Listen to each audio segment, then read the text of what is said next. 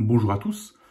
Cette vidéo sera consacrée à une mise en place d'un bilan concernant les événements du 24 juin de cette année en Russie, donc le coup d'État avorté. Donc d'un côté, je vais essayer de dresser un bilan de la situation, mais d'un autre, je vais essayer de présenter donc les scénarios possibles pour l'avenir de la Russie, mais également des relations internationales. Ces scénarios, malheureusement, ne sont pas optimistes pour l'OTAN, donc pour nous, donc les pays de l'Occident. Alors, pour ceux qui nous rejoignent à partir de cette vidéo, je souhaiterais les informer que je suis une personne non-voyante, donc faire des films ne fait pas partie des choses les plus simples dans la vie. Donc je me rends bien compte que les aspects visuels de ces films ne sont peut-être pas forcément parfaits. Je suis un YouTuber débutant, donc je m'efforce d'améliorer ma performance. Donc je vous demande un peu d'indulgence, mais surtout de bien vouloir vous concentrer plus sur le contenu de ces enregistrements, de ces vidéos, que sur l'aspect visuel, sur lequel je promets de mon côté de travailler au mieux. Alors, quelle est la situation en Russie à cette heure, à ce jour? Donc, nous avons donc Vladimir Poutine, donc qui a fait un discours à la nation. De ce discours, donc, on en déduit que le groupe Wagner va cesser d'exister en tant que tel, puisque donc une partie donc des soldats, des combattants de ce groupe vont pouvoir rejoindre la Biélorussie, donc Yevgeny Prigozhin. Ceux qui le souhaitent vont tout simplement pouvoir rentrer chez eux, mais également ceux qui en manifestent la volonté pourront signer un contrat avec le ministère de la Défense russe. Donc, en apparence, le groupe Wagner cesse d'exister, mais dans les faits, ça ne veut rien dire du tout. Parce qu'il faut bien se rendre compte que le groupe Wagner, en tant que tel, n'était qu'un paravent. Le groupe Wagner n'est simplement que le prolongement des services secrets russes, du GRU, de l'Aquarium, comme on l'appelle couramment. Il a été créé par l'Aquarium, par le GRU, et Yevgeny Prigozhin n'était que la personne qui devait en être en charge, une personne de façade, mais on peut difficilement imaginer que quelqu'un qui ait donc les compétences d'un cuisinier mais aucune compétence militaire puisse être réellement chargé de créer un groupe à compétences militaires tel que le groupe Wagner. Beaucoup d'éléments portent à croire que finalement le véritable créateur et le véritable commandant de ce groupe est un colonel du Spetsnaz, Dmitri Utkin.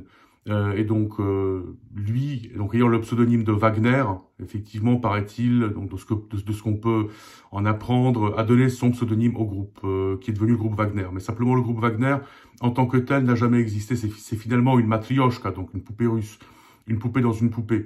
C'est une façade pour les actions paramilitaires de l'armée russe, ou voire les forces spéciales russes. Donc aujourd'hui, que le groupe Wagner soit démantelé ou pas, d'un point de vue factuel, ça ne signifie rien du tout, puisque il suffira de recréer dans les mêmes structures un autre groupe, et ça n'aura aucune incidence. Il faut aussi garder à l'esprit qu'en Russie, il y a plusieurs groupes qui se combattent en parallèle avec le groupe Wagner. Donc il y a un groupe qu'on commence à connaître un petit peu, c'est le groupe qui s'appelle le Convoi, mais il y en a bien d'autres, donc des groupes privés, donc qui sont, comme le groupe Wagner, des prolongements simplement des services secrets. En Russie, il y en a beaucoup. Et ces groupes ne sont pas indépendants du tout. Leurs dirigeants ne sont que des façades, ils exécutent les ordres de l'armée, ils n'ont aucune indépendance. Donc il faut bien comprendre que le groupe Wagner n'a jamais été une entité en tant que telle. Aujourd'hui, sa dissolution est un élément de la mise en scène russe, mais rien de plus. Mais elle présente aussi un avantage, puisque dans les faits, le groupe Wagner va être dissous. La Russie a banni Evgeny Prigozhin. Elle n'a plus rien à faire avec lui. Les hommes qui l'accompagnent à partir de maintenant l'accompagnent au titre privé, non plus au nom de la Russie. Donc aujourd'hui, les structures du groupe Wagner ont pu être transférées en Biélorussie, et ça crée une véritable menace pour l'Occident, parce qu'effectivement, donc aujourd'hui, ce groupe, on peut imaginer qu'il est déjà en train de s'organiser en Biélorussie, a parfaitement les capacités de mener une guerre hybride contre les pays limitrophes de la Biélorussie. Et on peut imaginer toutes sortes d'actions, allant de l'ingérence dans les élections, ou des cyberattaques, mais également des attaques terroristes, des actes de sabotage, un conflit de moyenne intensité sous la bannière biélorusse. En fait, tout est imaginable. Donc aujourd'hui, effectivement, l'OTAN a un grave souci, c'est qu'aujourd'hui, en fait, à ses frontières, elle a une véritable force armée qui finalement n'est pas officiellement liée à un pays quelconque. C'est une force armée en théorie privée sur le territoire biélorusse qu'on peut finalement utiliser donc à des fins agressives à tout moment et de diverses manières. Donc c'est un scénario qui pour l'OTAN est pas des moindres, et on peut espérer que donc les analystes de l'OTAN y travaillent.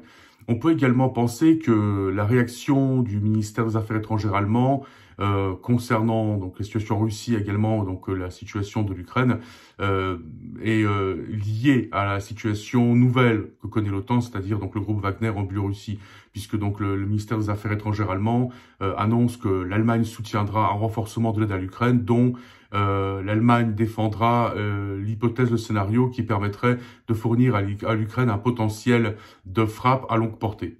Donc ça, on peut y voir une réponse finalement à la Russie. D'un côté, la Russie qui bannit Evgeny Prigozhin et les hommes qui le suivent, eux sont transférés ou se transfèrent d'eux-mêmes d'ailleurs en Biélorussie.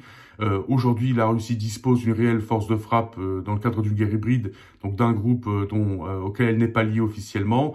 Et donc la réponse de l'OTAN, ou pour l'instant du moins du ministère des Affaires étrangères à la Russie, ministère des Affaires étrangères allemand à la Russie, c'est de dire voilà, nous aussi on peut vous répondre en fournissant à l'Ukraine la capacité de mener des frappes à longue distance. Et on sait qu'aujourd'hui la défense antiaérienne est le talon d'Achille de la Russie. Donc tout ça nous le verrons, mais simplement aujourd'hui effectivement l'OTAN a un grave souci à résoudre, à savoir donc le groupe Wagner en Biélorussie, dirigé par Evgeny Prigozhin, qui répondra, semble-t-il, aux ordres de Moscou. Ça paraît assez évident.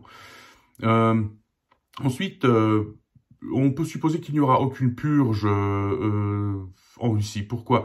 Puisque tout porte à croire que finalement le coup d'État avorté s'est terminé de par effectivement un compromis. Apparemment, les deux camps se sont rendus compte de l'impasse dans laquelle ils se sont trouvés. Une confrontation directe aurait mené à un bain de sang, à une déstabilisation du pays. C'était dans l'intérêt dans aucun des deux camps. Donc on peut penser qu'il y a eu effectivement un compromis de passé. Et ce compromis de passé déjà donc manifeste d'une certaine faiblesse de Vladimir Poutine à gouverner son pays d'une main de fer, mais d'autre part effectivement peut présager le départ de Vladimir Poutine dans un temps assez défini. On peut supposer que Vladimir Poutine sortira du Kremlin par la grande porte. Et cela déjà donc l'année prochaine, donc après les élections présidentielles en Russie, on peut même imaginer qu'il ne se représente plus. Mais dans tous les cas, puisqu'effectivement donc il n'y a pas eu de confrontation directe, on peut supposer que il y a eu un compromis de passé, et que ce compromis, en fait, les deux camps vont s'y tenir. D'un côté, Vladimir Poutine qui sent que son pouvoir est ébranlé, et il se rend sûrement compte du fait qu'il n'est pas en mesure d'éliminer ses opposants. S'il avait été en mesure de le faire, il l'aurait fait le 24 juin, pendant le déroulé des événements concernant donc le coup d'État manqué. Donc, mais il ne l'a pas fait, donc ça veut dire qu'il n'était pas en mesure de le faire. Puisqu'il n'était pas en mesure de le faire, rien ne présage qu'il soit en mesure de le faire à l'avenir. Donc, de son côté, il est sûrement prêt au compromis, justement pour lui permettre de sortir par la grande porte à un moment négocié.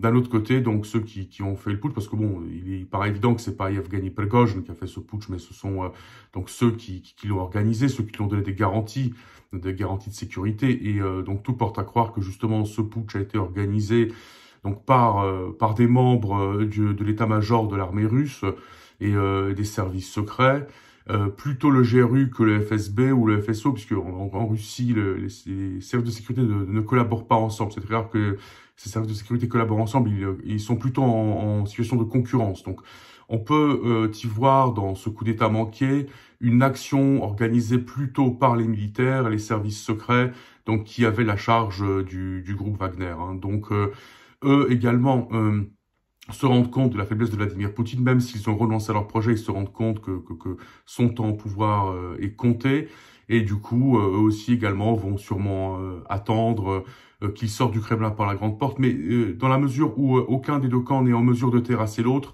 On peut supposer qu'il n'y aura aucune épuration, qu'il n'y aura pas de purge, qu'il n'y aura pas de conflit interne, parce que tout ça desservirait la Russie et de toute façon aucun des camps n'en sortirait vainqueur. Donc on peut supposer qu'il n'y aura absolument aucune mesure de rétorsion, aucune mesure de représailles de la part du camp de Vladimir Poutine vis-à-vis des putschistes et vice-versa. Donc le camp des putschistes va attendre que Vladimir Poutine quitte le Kremlin par sa grande porte et en se rendant compte que cette perspective est bien plus proche que lointaine.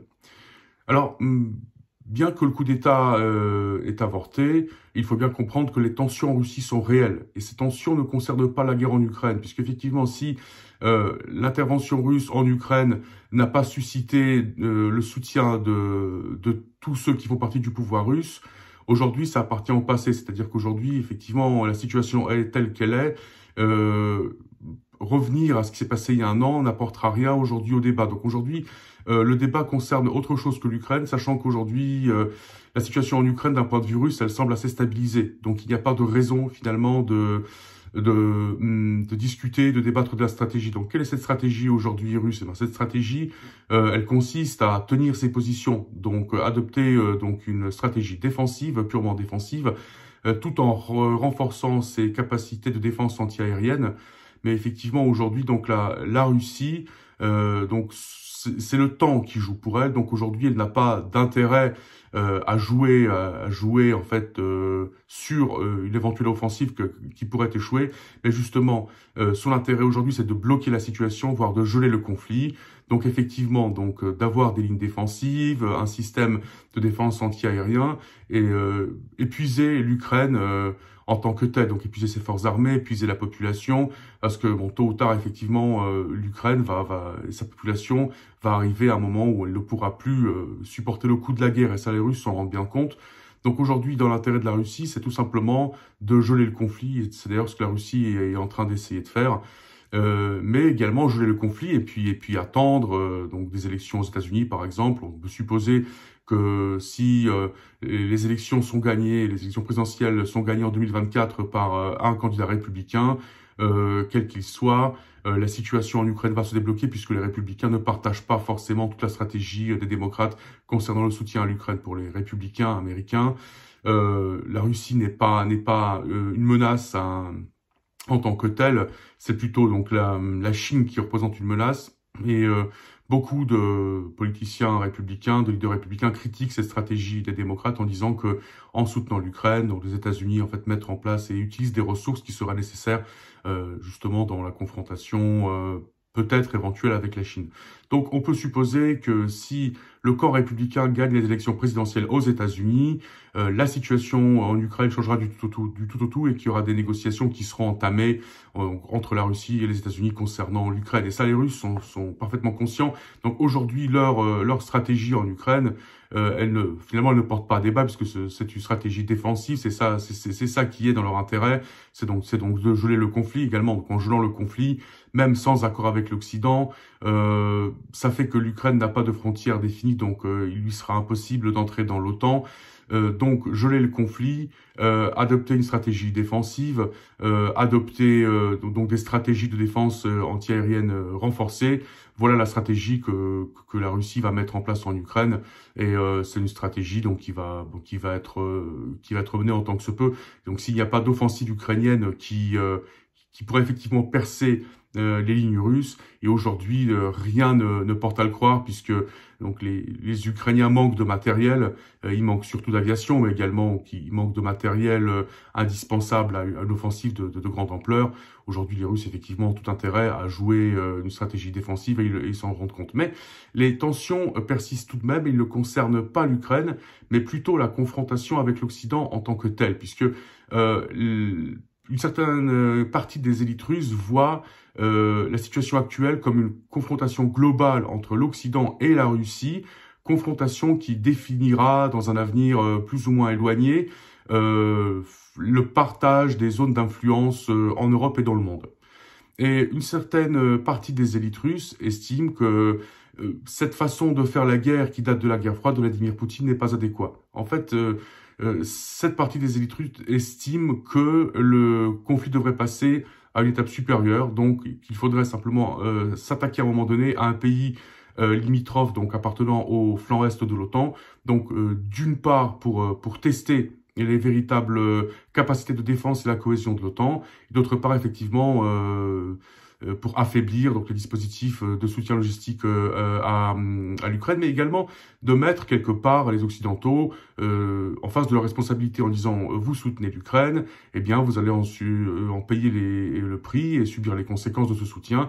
Êtes-vous prêts à le faire? Et justement, une certaine partie des militaires russes, des élites russes, estiment que les Russes, donc la Russie devrait mener des actions bien plus agressives vis-à-vis de l'OTAN, donc que ce soit justement donc la guerre hybride ou alors un conflit de moyenne intensité. Et aujourd'hui, ils sont en capacité de le faire, puisqu'effectivement, donc ils ont le groupe Wagner, donc ils ont Evgeny Prigojine et son groupe en Biélorussie, donc un groupe donc qui va représenter sûrement plusieurs dizaines de milliers d'hommes, un groupe bien équipé, bien entraîné, bien rodé à la guerre hybride, la guerre de sabotage. Donc aujourd'hui, effectivement, la Russie est en capacité de mener des actions agressives vis-à-vis de l'OTAN et finalement d'élargir le conflit à d'autres pays, cette fois les pays de l'OTAN, sans conséquences apparentes, puisqu'effectivement, donc si les choses tournent mal, la Russie pourra très bien dire bon, le groupe Wagner, nous on le connaît pas, on le connaît plus, il n'appartient plus au dispositif militaire russe. Donc aujourd'hui, effectivement, la Russie est en capacité de le faire, et surtout, en fait,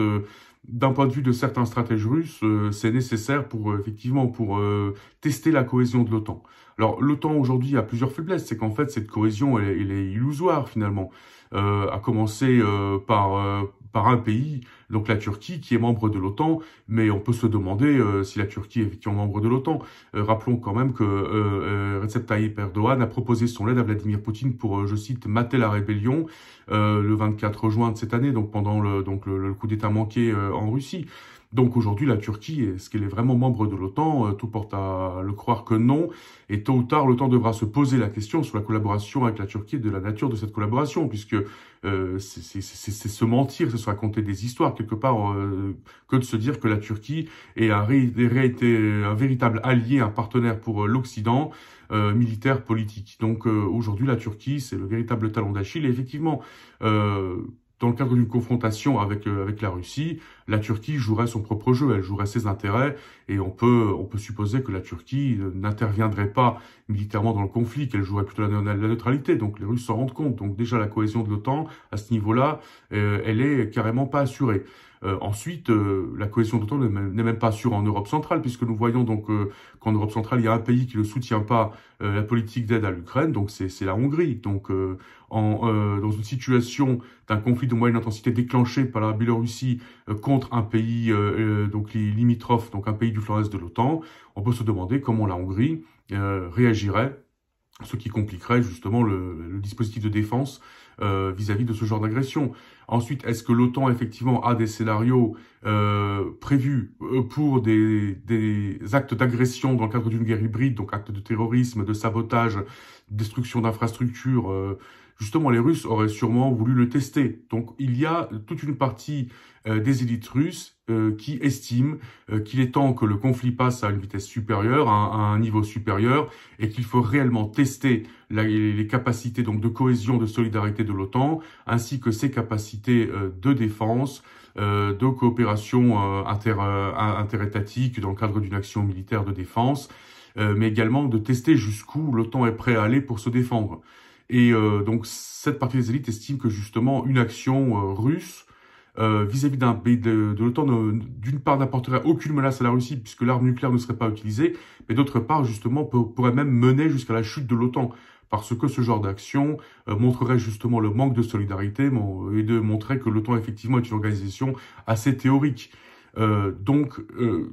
Certains membres des élites russes, qu'elles soient militaires ou politiques, estiment que justement aujourd'hui la façon de mener la guerre par Vladimir Poutine est une façon guerre froide qui est révolue, puisque Vladimir Poutine pense en termes de guerre froide. Donc une confrontation avec l'Occident par conflit interposé, mais sur des zones bien délimitées, donc des conflits qu'on peut bien contrôler, avec des éléments de guerre hybride, de guerre psychologique. Mais certaines élites russes, une certaine partie des élites russes, militaires, politiques et services secrets, estiment que justement dans la mesure où la Russie est en position de force, alors d'une part, donc elle dispose de plus de moyens dans le cadre d'une guerre d'haute intensité, donc plus de munitions, plus de matériel, plus de blindés, même si c'est du matériel plus ancien, elle en a plus. dans la mesure où les sociétés des pays occidentaux ne veulent pas d'une confrontation avec la Russie, dans la mesure où la cohésion de l'OTAN n'est pas assurée déjà de par les agissements de la Turquie et de la Hongrie. Tout porte à croire que l'OTAN n'est absolument pas prêt à se défendre dans le cadre d'une confrontation. Donc cette confrontation, justement, pourrait mener à une renégociation des relations Est-Ouest en Europe. Donc déjà, créer ce que les Russes souhaitent depuis des années. Donc revenir sur l'adhésion de l'Europe centrale à l'OTAN et donc créer en fait une zone tampon entre la Russie et l'Europe occidentale. Puisqu'il faut bien voir que pour la Russie, l'OTAN est la véritable menace, mais pas l'Union européenne. Donc les Russes, et d'ailleurs Vladimir Poutine l'a dit à plusieurs reprises, évidemment ne voient aucun inconvénient à ce que les pays adhèrent à l'Union européenne, puisque pour le Kremlin, l'Union européenne est une espèce d'organisation économique, politique, mais absolument pas dangereuse de leur point de vue.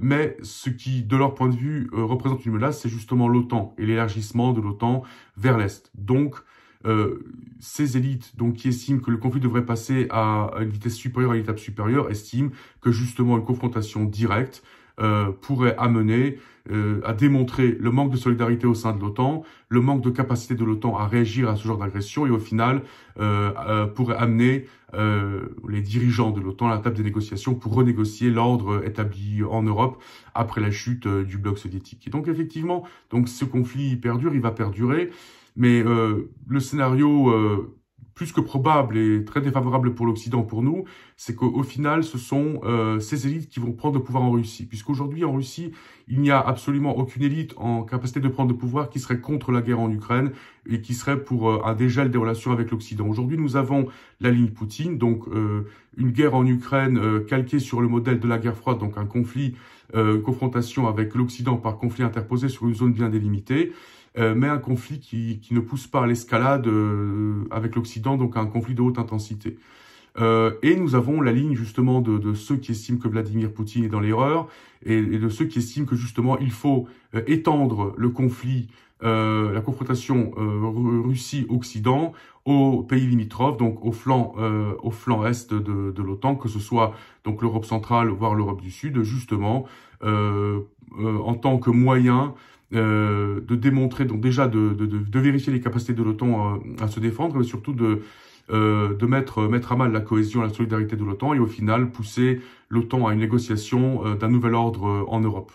Et donc c'est ces élites qui vont gagner. Donc finalement, on va se retrouver dans quelques temps, puisque Vladimir Poutine, son temps est compté, avec des élites au Kremlin qui seront beaucoup plus dures et qui seront beaucoup moins disposées à négocier, dans la mesure où en fait elles ont l'impression qu'aujourd'hui la Russie est en position de force, puisque effectivement donc l'Europe n'est pas prête à une guerre de haute intensité, la Russie passe en économie de guerre alors que l'Europe ne le fait pas, même si l'Europe augmente ses capacités de production d'armement, que ce soit des munitions, le matériel, aujourd'hui, et donc elle ne passe pas en économie de guerre puisqu'il n'y a pas d'accord pour ce genre de changement de la part des sociétés européennes. Donc aujourd'hui, l'Europe, effectivement, serait très vulnérable à une attaque russe, puisqu'aujourd'hui, donc le rapport de force est défavorable pour l'Europe en termes de matériel et de munitions, sachant que la Russie, depuis le début de la guerre de l'Ukraine, en fait, a gagné une chose, à savoir, elle a gagné des alliés.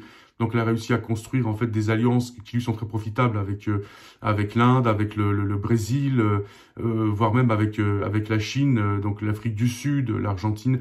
Donc des alliances qui lui permettent de se fournir en munitions, qui lui permettent de se fournir en matériel. Donc aujourd'hui, la Russie ne risque pas de manquer de matériel ni de munitions, chose dont on ne peut pas dire de l'Europe, parce qu'effectivement, depuis le début de la guerre en Ukraine, l'Europe ne s'est pas forcément donné les moyens de se défendre efficacement contre un conflit de haute intensité auquel elle ne croit pas. Aujourd'hui, l'Europe ne croit pas à la possibilité d'une attaque russe dans le cadre d'un conflit de haute intensité contre un pays du flanc est de l'OTAN, parce que on estime en Europe que la bombe atomique, qu'elle soit française, britannique ou américaine, dissuade les Russes de ce genre d'action. Mais en fait, c'est une erreur, puisque justement en menant une action du territoire biélorusse, voire même sous bannière biélorusse, dédouanerait la Russie, et on peut aujourd'hui supposer que ce genre d'action est envisagé et le sera à l'avenir, puisque effectivement au Kremlin, la ligne Poutine va finir par s'estomper, et ce sont justement ceux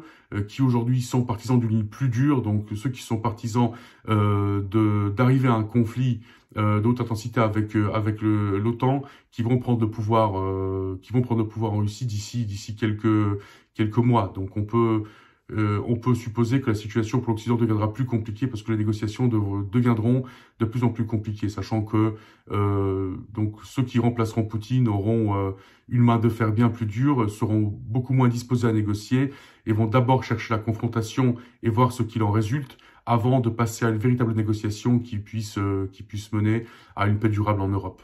Donc il faut bien se rendre compte que les scénarios qui s'offrent à nous sont défavorables. Donc à ceux qui pensent que le départ de Vladimir Poutine serait favorable à l'Occident, il faut dire clairement qu'ils sont dans l'erreur.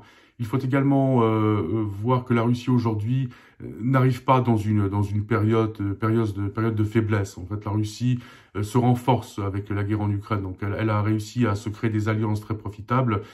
Et elle va continuer à se renforcer aujourd'hui en termes militaires, en termes de ce que la Russie peut aligner contre l'Occident. Donc le rapport de force est favorable à la Russie et ça ne changera pas dans un avenir proche si effectivement donc l'Europe ne passe pas elle-même à la vitesse supérieure, donc à augmenter drastiquement sa production donc de munitions et de matériel militaire. Ensuite, la cohésion de l'OTAN, il faut bien comprendre qu'elle est assez illusoire, puisque donc d'une part nous avons la Turquie qui ne joue pas le jeu et qui aujourd'hui de facto n'est plus membre de l'OTAN. Nous avons aussi une Europe centrale qui est désunie, mais nous avons aussi donc un positionnement différent entre les États-Unis et la France. Donc aujourd'hui, dire que l'OTAN est unie et solidaire n'est qu'une illusion, et il vaudrait bien mieux pour nous occidentaux que cette cohésion ne soit pas mise à mal, qu'elle soit pas vérifiée. Et que les Russes ne disent pas « attention, je teste », parce que ce test pourrait s'avérer pour nous absolument défavorable, voire dramatique. Ce genre de test pourrait même pousser à la dissolution de l'OTAN, parce qu'on se rendrait compte que finalement, en cas d'agression russe, l'OTAN n'est pas si solidaire, voire pas solidaire du tout.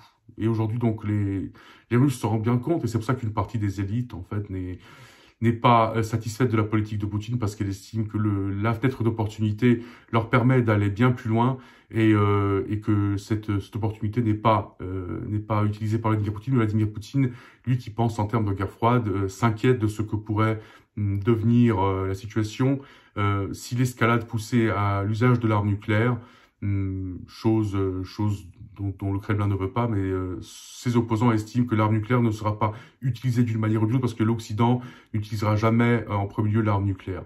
Donc les tensions en Russie vont persister, et donc le rapport de force fait que les purges paraissent assez improbables, mais nous, en tant qu'occidentaux, il faut bien qu'on se prépare à un durcissement de la ligne du Kremlin, parce que le changement de pouvoir est proche et c'est un pouvoir bien plus radical, bien plus agressif qui va prendre les commandes en Russie d'ici peu. Il faut également qu'on se prépare à la possibilité donc d'actions agressives, soit de la part de la Biélorussie, soit du territoire biélorusse, donc justement menées par des groupes comme le groupe Wagner, Evgeny Prigozhin et ses hommes. Et donc il faut bien qu'on prenne en compte ces scénarios qui aujourd'hui sont effectivement tous défavorables pour nous. Donc il faut bien qu'on se rende compte qu'aujourd'hui il n'y a aucun scénario qu'on puisse considérer comme positif, comme optimiste. Donc les relations avec la Russie vont se détériorer à l'avenir. À nous de nous y préparer, à nous de créer donc les dispositifs qui nous permettront de résister face à une attaque éventuelle. Mais il faut bien comprendre que la situation ne risque pas de se désamorcer et que le départ de Vladimir Poutine fera qu'aggraver les choses, fera qu'envenimer la situation, et c'est là qu'on assistera à une escalade du conflit, que ce soit en Europe, mais également peut-être en Afrique, voire en Amérique du Sud, parce qu'aujourd'hui la Russie entreprend beaucoup d'actions pour créer des partenariats avec les pays d'Amérique du Sud, tels que par exemple le Brésil, l'Argentine, le Venezuela, d'autres pays d'Amérique du Sud, justement pour exporter son influence sur le continent américain. Donc les mois qui vont suivre seront compliqués pour nous en tant qu'occidentaux, mais il vaut mieux en fait intégrer ces informations que de se mentir, de se voiler la face en pensant que la Russie est en situation de faiblesse. Elle n'est pas en situation de faiblesse, et la situation, lui, n'est pas défavorable. Et il faut bien voir que la Russie donc passera d'ici peu à une vitesse supérieure. À nous de nous y préparer. Voilà, messieurs, dames, ce que je pouvais en dire à ce jour. J'espère que cet enregistrement vous a apporté quelque chose. Si oui, je vous invite à cliquer sur un like. Donc, ça lui fera sûrement pas de mal. Maintenant, pour ceux qui estiment que ces enregistrements représentent une quelconque valeur, je les invite également à s'abonner à ma chaîne. Je vous promets d'autres enregistrements qui concerneront donc les pays d'Europe de l'Est, mais également les relations internationales. Donc, je commente l'actualité en tant que journaliste indépendant, en temps réel.